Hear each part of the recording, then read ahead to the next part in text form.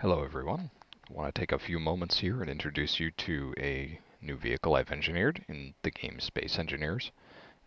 This is what I would like to call a hovercraft. Now, traditionally you'd expect a hovercraft to have some thrusters that are facing up towards the air, something that's keeping it afloat, but in this case we don't actually need it. What I've done is I've taken a bunch of wheels and I have disabled their steering and propulsion and set the friction very low so they act as sliders. I'll show you here. So you'll notice we have the steering disabled, the propulsion disabled. We have the strength is pretty low because we have a lot of wheels. Other settings are just optimized for good suspension. You'll notice the friction is actually at 10% right now. The reason for that is because we're parked. I don't want the hovercraft sliding around when I'm not in it. So we have the buttons 1 and 2 here to change the friction. As I lower it to 0, we can kind of take off. So as I thrust to the right, you'll notice as soon as I stop thrusting, we actually continue moving. I have inertial dampeners turned off, and we can be a very efficient transportation machine. We can go forward, backward, left, right. We can strafe just like a hovercraft. We can turn, and it's a very robust vehicle. Actually, it's surprisingly hard to flip it accidentally. Around the end of this video, I'm going to try to flip it intentionally.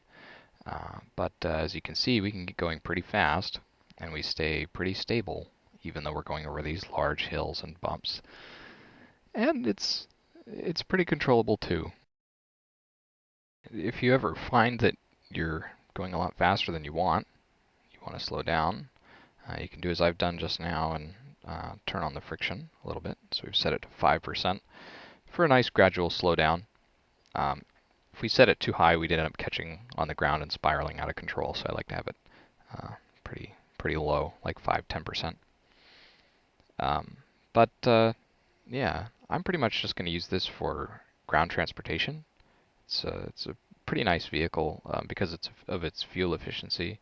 You'll notice whenever I thrust, I have about 3 hours of thrust, and when I'm not thrusting, I have about 3 days of battery life. And that's not powering any systems other than just the cockpit and the wheels, I guess. I don't really know what draws power in this aside from the cockpit, but anywho, I'm sure this could be used for a lot of other things, but it sort of combines the mobility and ease of use of a atmospheric ship with the energy efficiency of a landcraft.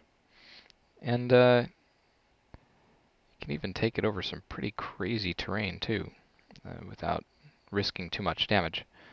You'll kind of see here that we're bouncing off cliffside and living to tell the tale. Kind of pushing it to an extreme just to kind of test it out, see if I can break it for you. Yep, there we go. So just kind of hit the limit of the suspension. But yeah, that's about it. That's my hovercraft. So thanks for watching, and feel free to use.